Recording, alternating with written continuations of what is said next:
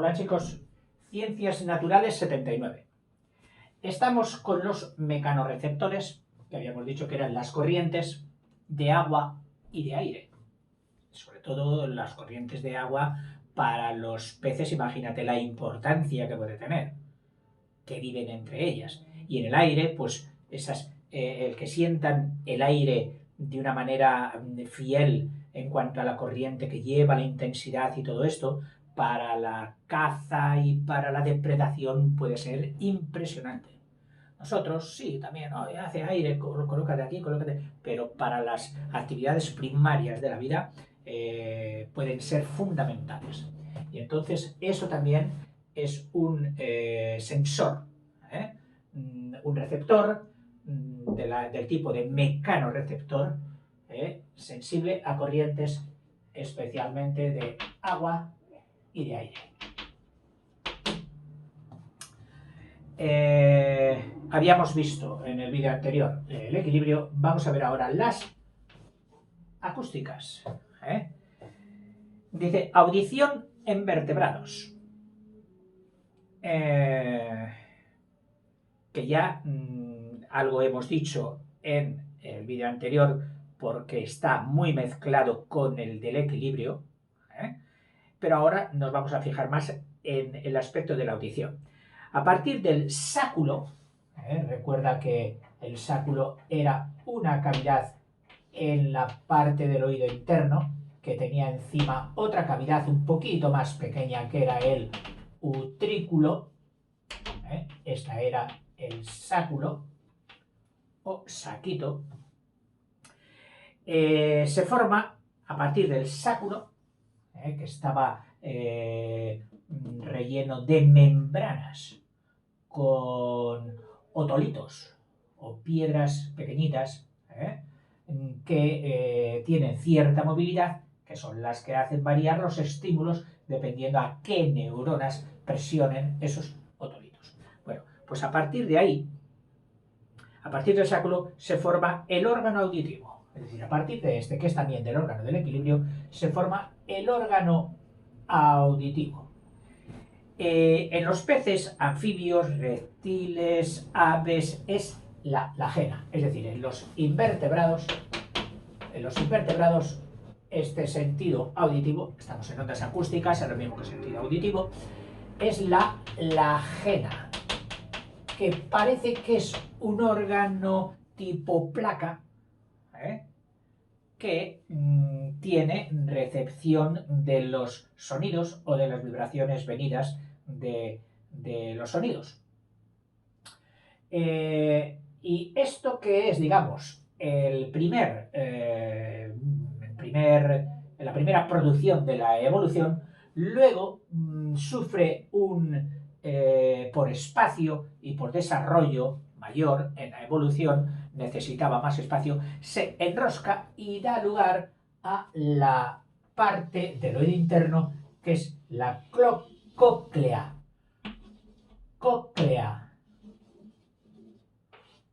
Aunque si viniera con acento, no, viene con acento, es esdrújula. Digo, si viniera con acento sería cóclea. Bueno, pues no. Este órgano alcanza su máximo desarrollo en los reptiles, la jena. Sin embargo, en las aves, que ya hemos visto en varias ocasiones que suponen un avance evolutivo de mayor complejidad y perfección, por lo tanto, se reduce la jena y desaparece en los mamíferos, donde se ha desarrollado un órgano sustitutivo que es la cóclea en forma espiral, que también se la llama vulgarmente caracol. Recordaréis que el oído en el hombre y en todos los mamíferos está formado por... Esto no solo te lo digo ya, pero no te lo vuelvo a representar porque ya lo hice en el vídeo anterior. El oído externo, que estaba constituido por el pabellón, lo que propiamente llamamos oreja, y conducto auditivo externo, es decir, aquel que va hacia él, hasta el tímpano, que hay que cuidar mucho, hay que mantener limpio, sin meter palitos, es decir, hacerlo tal como indican las normas de higiene. Parece ser que los palitos estos de algodón no son buenos porque te cogen el cerumen, que así se llama la sustancia esa tipo cera, sustancia espesa, y son capaces de acumulártelo.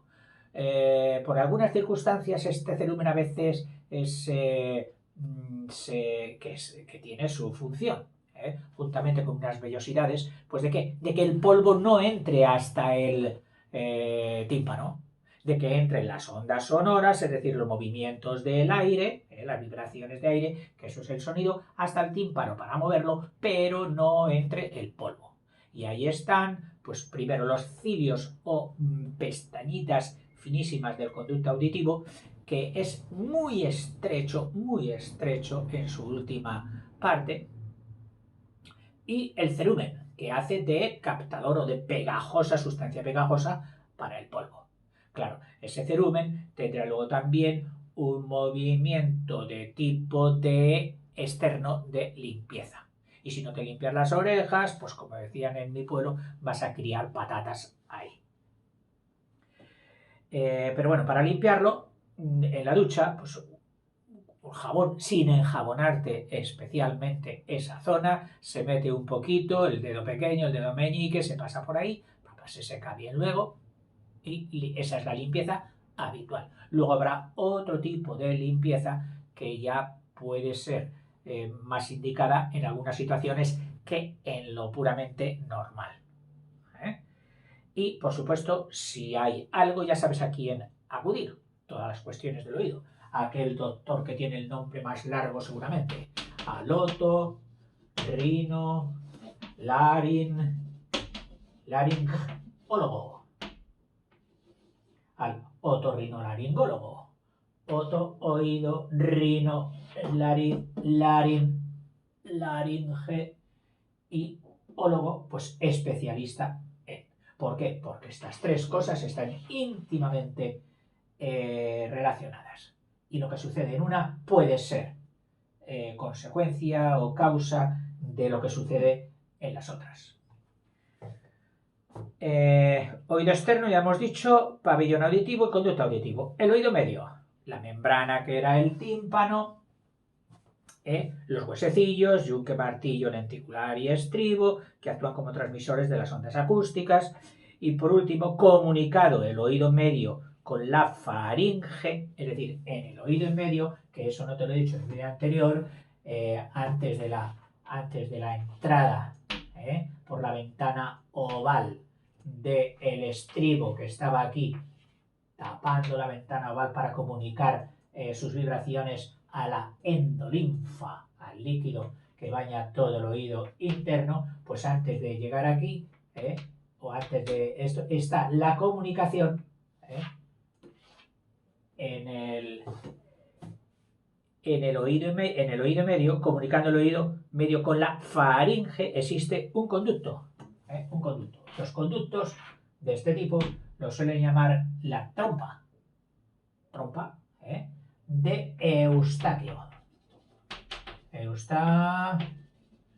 No la confundas con la trompa de Falopio, que es la que está de los ovarios hasta el útero, de las mujeres. Esta es la trompa de Eustaquio. Y es la que comunica y libera un poquito las presiones unilaterales sobre el tímpano. Es decir, el tímpano recibe presión externa desde el pabellón y recibe también de las ondas que entran por la boca y van por la trompa de Eustaquio a la otra cara del tímpano para regular la presión y que una presión excesiva por uno solo lado pudiera romper el tímpano. Es lo que te aconseja, te dice, si vas a oír un gran ruido, no sé qué, abre la boca. Te tapas los oídos para que entre menos por ahí y abre la boca para que entre algo. Entonces, lo poco que pueda entrar por el oído con lo que entre por eso se compensa y no te tirarán el tímpano ni para un lado ni para el otro. Luego está el oído interno, donde habíamos visto ya el utrículo, el sáculo, los canales semicirculares y la cóclea. Forman todo ello, el oído interno, canales semicirculares, todo esto, forman un laberinto, y se le llama así, laberinto membranoso, o también un laberinto que, por haber excavado en el hueso, se ha hecho un hueco preciso y exacto para él, donde él encaja. Hay gusanitos en el mar que se meten en la piedra y van haciendo su horadación, su hueco, lo van haciendo y llega un momento en que se han hecho su casita ahí, su casita, y se meten y están ahí asomando, salen y entran, pero ellos se han hecho su casita, o por sistemas de horadación mecánica, o por sistemas de disolución química, segregando sustancias que disuelven la piedra. Bueno, pues de la misma manera el oído interno ha excavado en el hueso, en este lateral que sabes tú que se llama el parietal, haya hecho sus excavaciones y ahí se ha acomodado el laberinto. ¿Por qué? Pues podemos pensar un poco. Si ha querido estar tan protegido por el mismo hueso, es porque debe ser muy importante para la conservación y para toda el futuro de ese individuo. Un órgano súper sensible y súper importante. Un cofre. ¿Qué mejor cofre que el mismo hueso? Y es lo que ha hecho el laberinto del oído. Excavado en el hueso temporal, que claro, en cuanto es de hueso lo llaman también laberinto óseo. Si te refieres al contenido, sería el laberinto membranoso. Y si te refieres al hueco, laberinto óseo. Pero es el mismo laberinto. El laberinto óseo queda dividido por dos rampas. Dice que el laberinto óseo, todo lo que está excavado aquí, queda dividido por dos rampas. Es decir, dos como caminos. Dos caminos. El camino, la vestibular o superior, la vestibular, rampa, vestibular. Vestibular o superior, y la timpánica, que viene desde el tímpano, o inferior, rampa vestibular o superior y rampa del tímpano, timpánica o inferior, que se unen en la última vuelta de la cóclea, es decir, cada una va girando por la cóclea y en la última vuelta se unen la rampa vestibular con la rampa timpánica. Y mientras tanto, todo esto dice que está inmerso, rodeado en linfa. En linfa que, según la estén tratando, si se refieren a que está dentro, nos la llamarán endolinfa, como nos la han llamado en el vídeo anterior. Si está rodeando a algo, la llamarán perilinfa. Es decir, pero básicamente es el mismo líquido. Puede que tenga algunas propiedades que distingan la endolinfa de la perilinfa, que rodea, en este caso la perilinfa era la que rodeaba a las rampas. Las rampas vestibular y la timpánica estaban rodeadas por o inmersas en la perilinfa. Los receptores son células ciliadas, es decir, una célula ciliada significa que tiene cilios, que tiene pestañitas. ¿Para qué? Para aumentar su sensibilidad.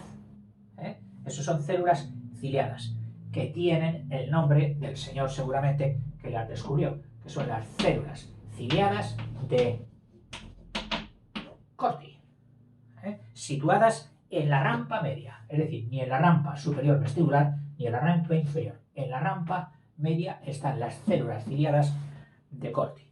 El órgano de Corti, que está formado por ellas, todas ellas constituyen lo que se llama la membrana tectorial.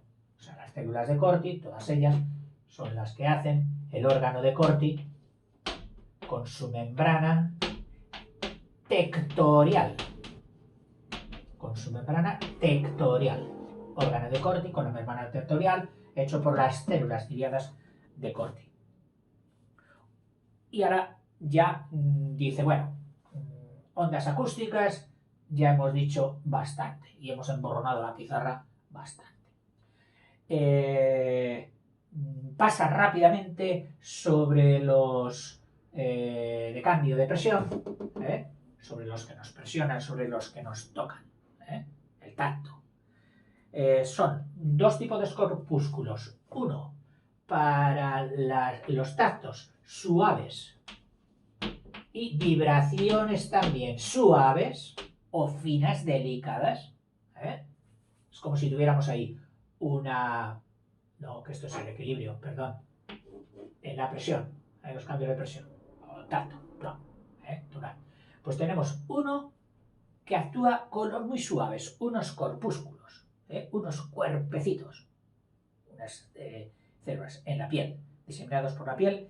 Estos de los suaves son los corpúsculos de Meissner, suaves, tanto presiones como vibraciones, los corpúsculos de Meissner.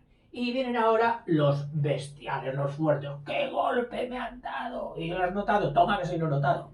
Bueno, pues si lo has notado es porque han estado ahí, los corpúsculos del Señor, es decir, para los fuertes, tanto presiones como vibraciones, están los corpúsculos de Pacini, este con dos S, este con dos T's, para que no riñan. Y aquí ya podemos dejar los mecanorreceptores. Hemos visto las acústicas, que son las de la audición, los cambios de presión, con estos de aquí, las corrientes de aire, de las que solo diremos estas cuestiones, por supuesto. Todo esto, no creas que si lo pasamos un poco rápidamente es porque no haya más contenido. No, por Dios, no cometas nunca ese error. Y hoy tienes la suerte de poderlo verificar en cualquier momento metiéndote en internet. Tú solo que se te ocurra poner mecanorreceptores, corrientes, aire, agua y verás ahí todo lo que hay. Por lo visto, en los peces, las corrientes de agua, son importantísimas. Y en los crustáceos, los bigotes que tienen, las gambas y todo eso, ¿para qué te crees que son? Pues son mecanorreceptores, en concreto de las corrientes. Corrientes de agua, no de aire. ¿Entiendes? Que para ellos su vida es vital. Les detectará tanto las presas como los depredadores. Cazar y no ser cazado. En fin. Te decía que prácticamente los mecanorreceptores ya les damos por tocados. Vamos a pasar a los termorreceptores, que parece en principio que no le dedica más que unas líneas. Termo, ya sabes que significa calor. Mecano y termorreceptores. Yo recuerdo cuando era crío que había estudiado que este sentido, el del frío y del calor, se llamaba algésico. Sin embargo, aquí no lo pone. Te lo digo por si quieres buscarlo. El apreciar la temperatura, tanto externa como interna. Tengo un calor por fuera. No, es un calor interior. Por dentro. O sea, tengo sensores, tanto de calor exterior como de calor interior. Es de mucha importancia, ya que tiene la extraordinaria influencia en todas las reacciones bioquímicas. Piensa que nosotros somos un laboratorio químico. Y en toda reacción química, uno de los factores más decisivos es la temperatura. La temperatura es la que acelera o retrasa, incluso cambia el sentido de algunas reacciones químicas. Entonces es importantísimo.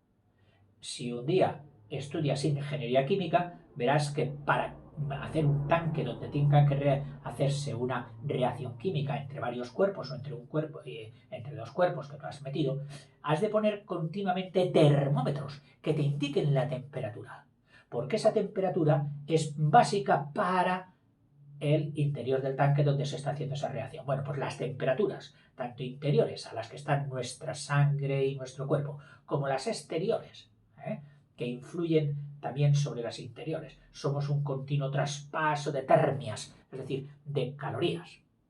Normalmente nosotros somos la estufa y damos calorías al resto, al ambiente. ¿Y los días de calor? También. Porque hasta que no haya una temperatura superior a la temperatura de tu cuerpo, mayor de 36, 36 y medio, no podríamos decir que sea el aire el que te calienta a ti, sino tú el que calientas al aire. Sí, pero a 30 grados ya estoy sudando y tengo un calor. Bueno, ¿sabes qué significa eso? Que tú normalmente estás pues acostumbrado a unas temperaturas medias, vamos a ponerlas entre 18 y 20 grados, en que tú sueltas al ambiente pues esta proporción de calor, ¿no? Entonces, a medida que la temperatura exterior va aumentando, 25, entonces tu cuerpo ya expulsa menos calor. Y cuando eso esté a 30 grados, tu cuerpo ya expulsa poquísimo calor. Entonces, lo que hacen tus apreciaciones internas es que si antes soltabas mucho calor y ahora sueltes poco, te da la vuelta y te dice como que ¿estás recibiendo calor? No, es que estás soltando muy poco calor. En el agua de la ducha y todo esto, pues lo mismo. La sensación de calor del agua caliente, pues hasta que no llegase, claro, si tu cuerpo está acostumbrado a recibir, a soltar un calor en contacto con el aire, con el agua caliente, al no soltar tanto calor, te da la sensación de que ese agua incluso es muy caliente, incluso molestamente caliente, incluso puedes decir quema un poco. ¿Por qué? Porque estás soltando menos calor del que sueltas normalmente. Los radiadores, es decir, la expulsión de calor de nuestro cuerpo, son fundamentales, igual que en un coche. Un coche tiene una reacción exotérmica, mecánica, los cilindros, los pistones, reacciones químicas, producen calor. Y ese calor, si no lo sacáramos de las piezas del motor, llegaría un momento en que fundirían las piezas del motor. Entonces, para sacar ese calor del compartimento de los cilindros, etcétera, que están rodeados aquí por una pieza metálica, hay otro compartimento ajeno a los motores que lo hemos inundado con agua. El agua que va a hacer de traslado, de comunicador de calor, lo metemos por aquí y lo llevamos a un sitio para enfriarlo.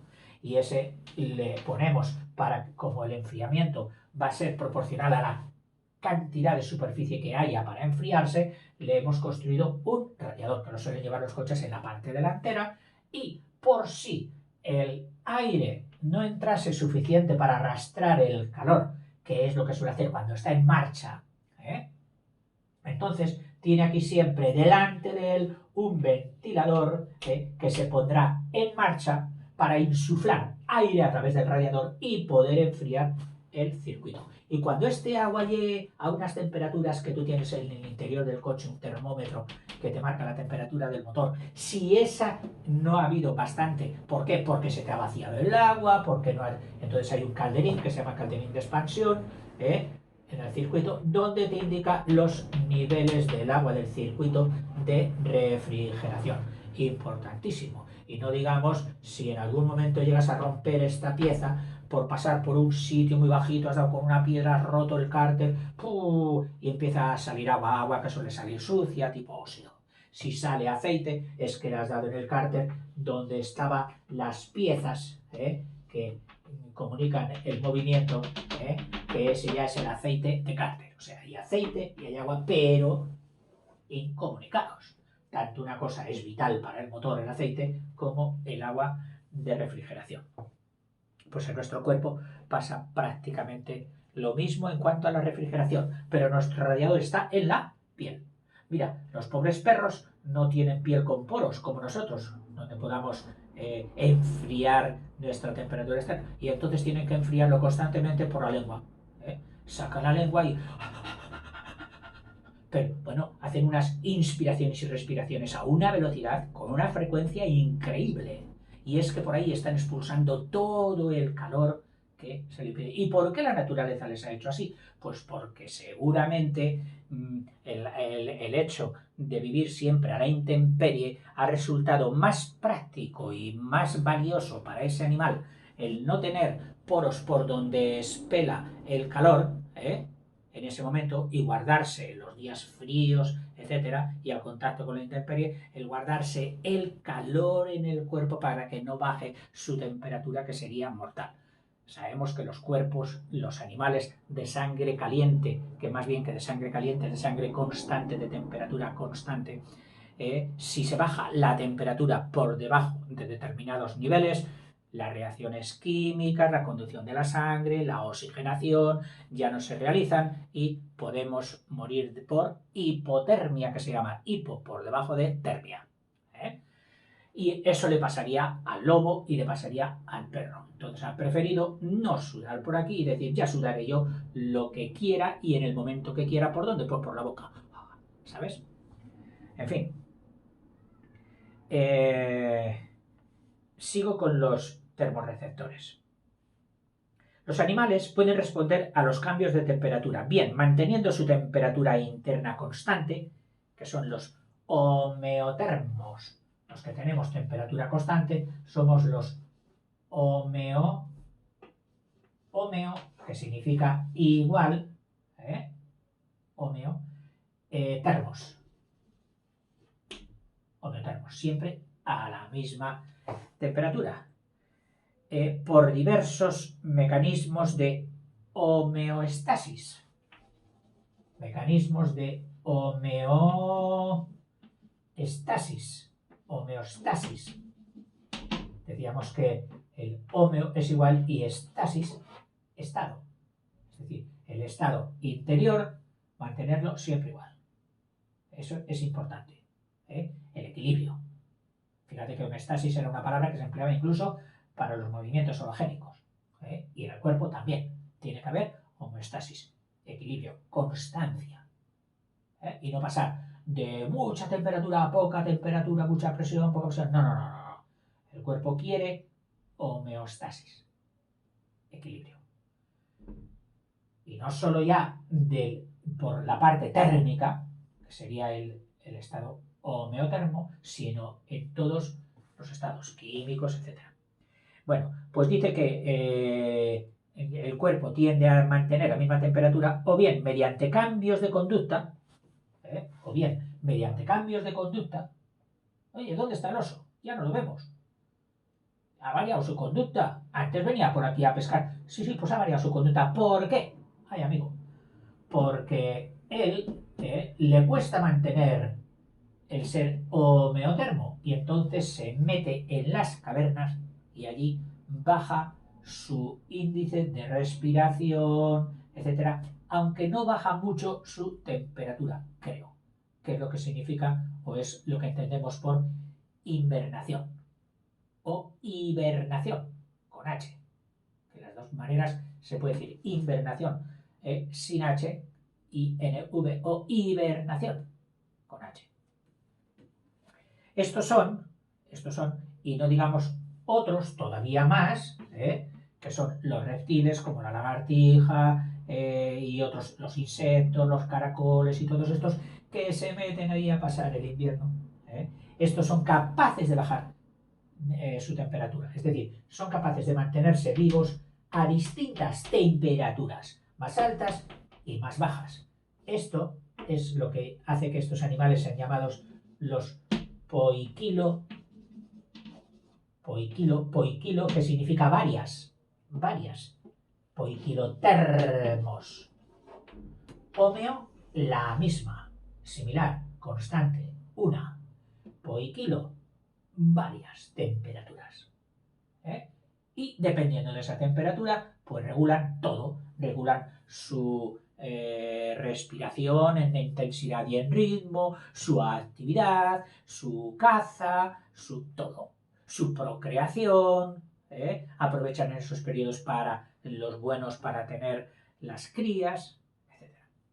Existen termorreceptores muy sensibles, particularmente sensibles, termorreceptores, estamos con los termos, en las antenas de los insectos, que muchas veces nos hemos creído que solo son palpos, para palpar como el bastón del ciego, que van plum, plum, plum, plum, plum. Bueno, pues posiblemente también sean para el tacto. Esos insectos, sobre todo de los que andan por tierra, que van como tocando la tierra que les precede. Pero fundamentalmente las antenas, fíjate, dice que son receptores termorreceptores. También muy especial para medir, para captar la temperatura. En las serpientes son las fosetas o huecos faciales. Las dos especies de naricillas que tiene la serpiente, esas fosetas o fositas, son de carácter termorreceptor, porque para la serpiente también le va mucho la temperatura. Sabes que también es un animal poiquilotermo que normalmente, hablando así vulgarmente, se les llama de sangre fría. A estos, a los homeotermos, reciben el nombre de sangre caliente, y estos poiquilotermos, los de sangre fría, que en realidad no es fría, sino variable. Ellos van cogiendo la temperatura del ambiente. Así se libran de andar poniéndose abrigos, sudando y regulando la temperatura y montando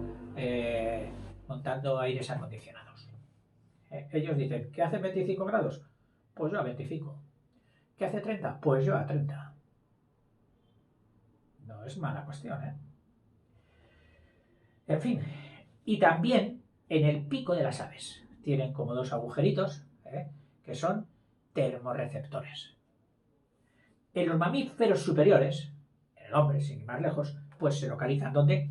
En la piel. Y hay dos tipos también de corpúsculos, es decir, dos piececitas interiores en la piel que son especialmente sensibles, unas al frío y otras para el calor. Los corpúsculos que hay en nuestra piel termorreceptores son los de Krause, que son especializados en el frío, y los de Ruffini, un nombre que ahora mismo, ya sabes que en matemáticas también está en la división de polinomios, pero no sabría si es el mismo Ruffini. Ahí tienes otra investigación para tu ordenador. Ruffini, que estarían especializados en la sensación de calor. Y aquí dejamos ya los mecanorreceptores y termorreceptores. Y en el vídeo siguiente pasaremos ya a los fotoluz receptores. ¿De acuerdo? Venga, hasta ahora.